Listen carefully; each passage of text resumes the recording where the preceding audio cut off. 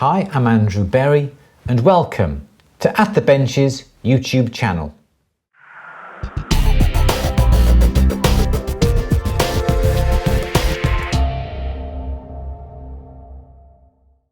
Today we're going to be looking at a basic repair. This is something that has come through our shop a couple of days ago and we've done one job already, and the other job is to add a safety chain to a bracelet. Now, this type of bracelet, there are no extra links that you can add a safety chain to, so we're having to add a safety chain to it.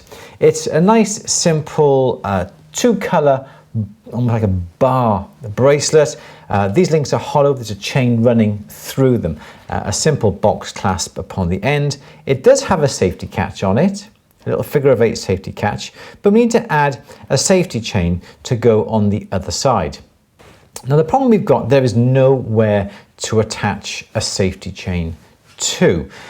So we have to add 2 little jump rings, in theory, on, or 1 on either end, 2 in total, to attach the safety chain to. Now, my problem is I don't want to add a whole jump ring because that would actually stick out just that little bit too far. It's going to get in the way. So the best thing to do is to get a small little jump ring, perhaps a little bit of 3mm jump ring. We're going to cut that in half so we have a U section, and we're going to solder that onto each side. Now,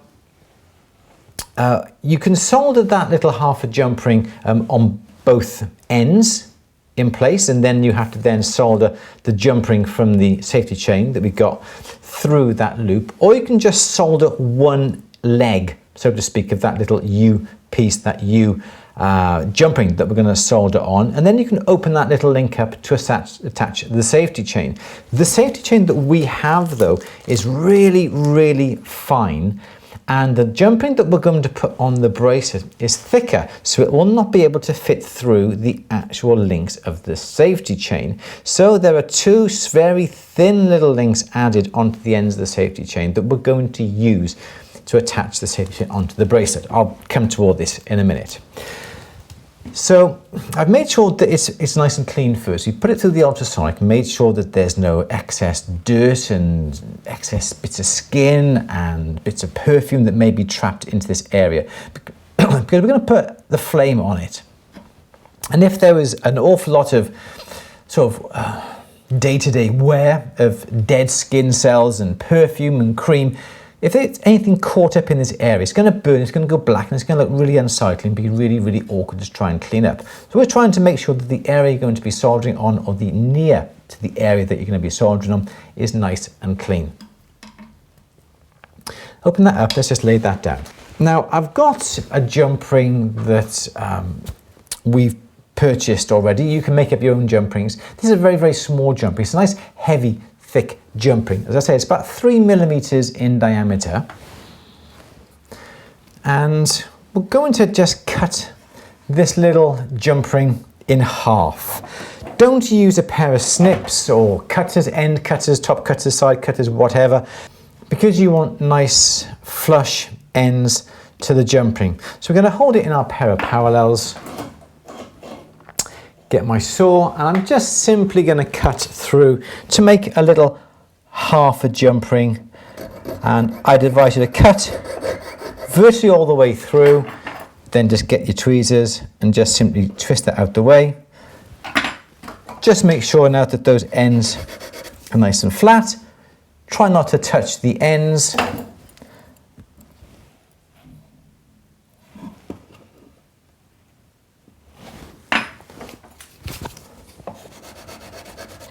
Okay, so those are the 2 small little semi-circular jump rings that we're going to solder on. As you can see, they're very thin, they're very small, only half links, so they're not going to stand out too far on the actual bracelet when we solder them into place. Keep them safe to one side, and we're going to just get our soldering block and get the bracelet. Now we're going to solder them onto the opposite side to where the catch is. Now, if you hold the bracelet up in the air like this, and hold this up there, and this area gets too hot, there's a chance that this little figure of 8 catch is going to drop off if the solder happens to melt. So I would always hold the piece in a third hand, maneuver this around, so the actual bracelet is resting on the block, as you can see, like that. So should anything happen here and the figure of 8 clasp starts to just sort of come unsoldered, we know that that is not going to drop off the bracelet.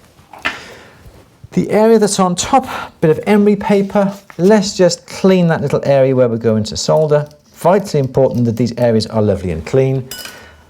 Get a little bit of flux, we're just going to flux that little area there. I've got some gold solder. I'd always try and use easy solder if we don't know what other soldering operations have gone on in that area. We're going to get some easy solder,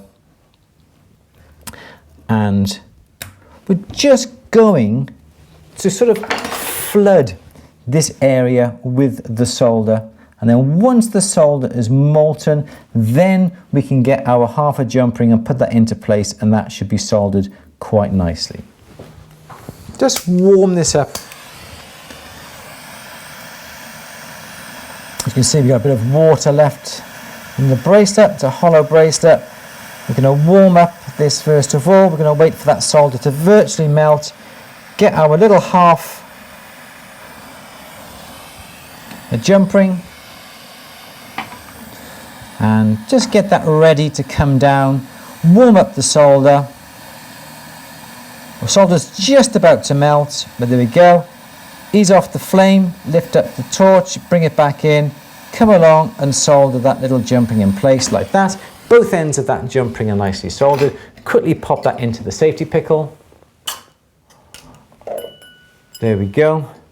That's one end all nicely soldered. We're going to do the other end now. Exactly the same way. We're going to hold on the little ball on the bottom here. We're going to rest on to the soldering block. Clean up the area. Bit of borax onto that area there. And what I did forget on the first jumping is just to put a little bit of borax on the end. Easy solder. Like that. And again, let's solder this one.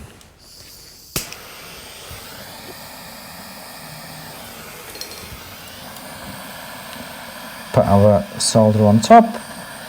We can control the heat by just simply moving the flame away. If the solder starts to melt, just move the flame up and out of the way. Get our jump ring and our tweezers ready.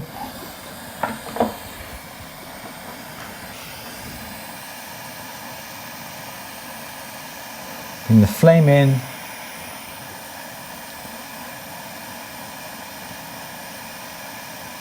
Just pulse the solder on, the flame on off until it gets to some sort of temperature. Solder starts to melt, bring that jump ring down, wiggle the jump ring back and forth, spreads the solder a little bit. There we go, perfect. Okay, pop that into the acid as well. So there we go, that's the 2 little jump rings attached onto the end of the bracelet. We've got the safety chain, we've got 2 really thin little jump rings. We're going to thread the jump ring through the safety chain on one end. Then we're going to put it through the links, and I'm going to put this back into the acid once all these soldering operations have been done to make sure it's nice and clean. Maneuver that jump ring closed like that. Likewise with the other one. Get the jump ring, open that up. End of the safety chain. Through the link of the safety chain. There we go. Okay, try not to make sure the safety chain is twisted. Put that back through one of the other links on the other side like that. Again, close that up. And now we're ready to solder these little fine jump rings as well. If you want to, you can lay them out on the block like this to solder, or you can put them into your third hand. Bit of flux on the joint. Again, easy solder, but a tiny, tiny, tiny, tiny little bit of solder for this one. There we go, 2 little bits of solder. And we can just pick up these bits of solder on the end of our tweezers, melt the solder on the end of the tweezers, bring it close to our jump ring, tap it on, soldered, get the other jump ring. I always try and make sure that when I'm soldering, the flame is going away from all the other bits of metal. So there's no chance of anything becoming melted or unsoldered or anything that's interrupted with the heat. May have a bit of problem with this little jump ring here. Trying to maneuver this together.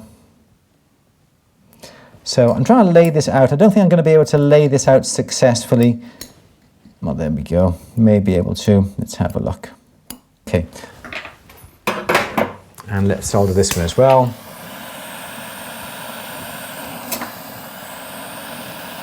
Solder, melt it onto the end of the tweezers. Bring that in onto the jump ring. There we go. That's being soldered as well. Pop it into the acid.